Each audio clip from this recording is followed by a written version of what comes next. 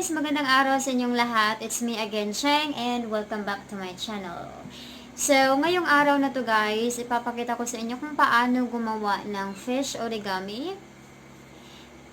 Yeah, fish origami. Okay, it's very easy to make, it's very cheap, and of course, it's very cute. It's really nice for children because it can improve their creativity. So, let's start. Okay, so here guys, kailangan nyo ng square bond paper. Make sure that they have the same size.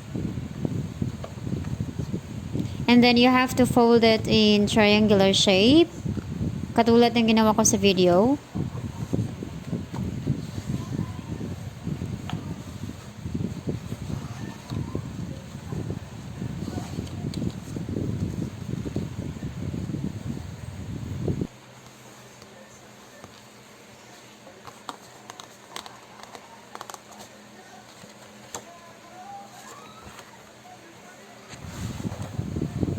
Then, fold it again.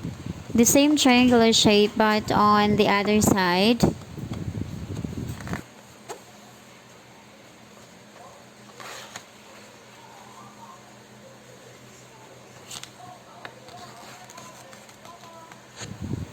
Make sure na pantay sila. Make sure na pantay yung pagka-fold nyo.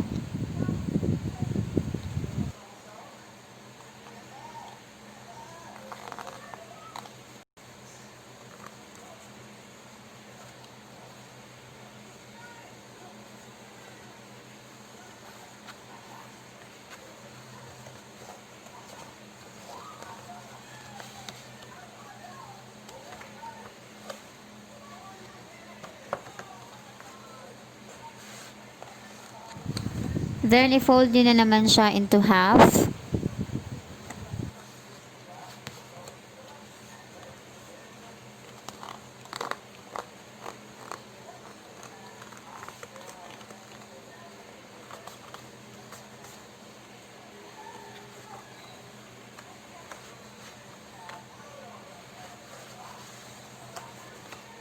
Fold din naman siya again. Fold lang kayo ng fold hanggang matapos.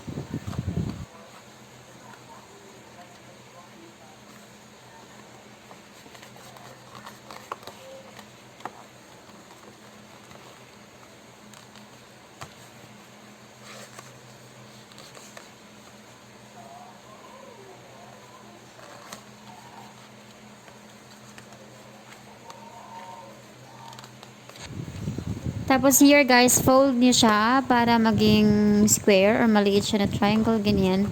And then make sure na maganda yung pagka-fold niyo.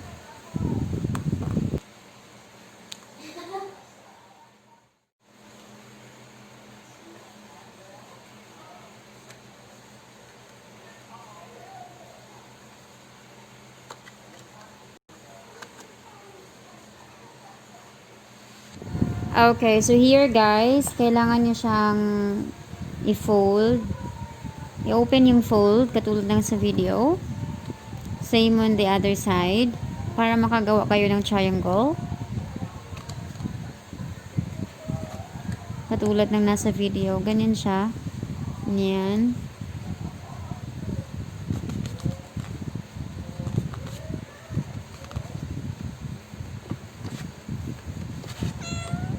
So, ganyan yung paggawa guys.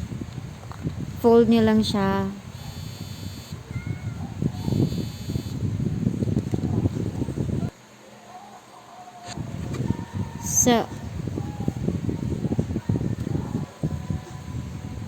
So next is, fold nyo yung isang part sa center.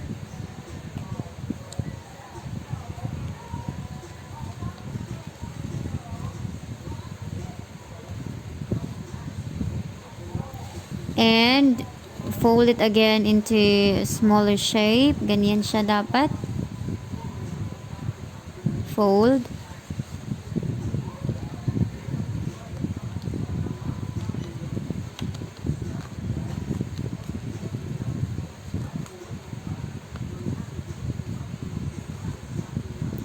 And then, after that, You have to fold.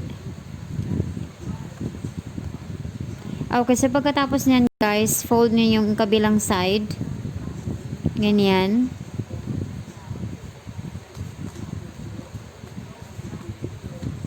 And then, kailangan guys na yung dulo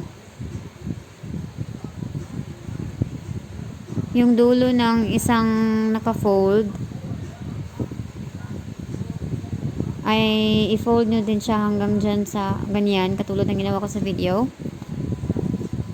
Ayan, maisda na tayo.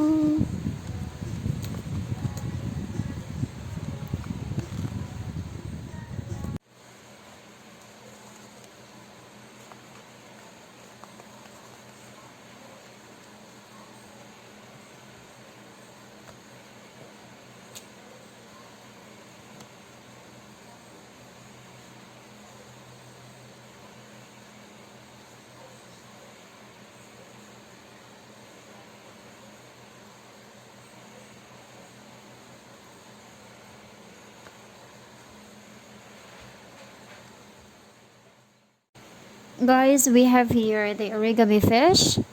Thank you so much for watching, and please don't forget to subscribe.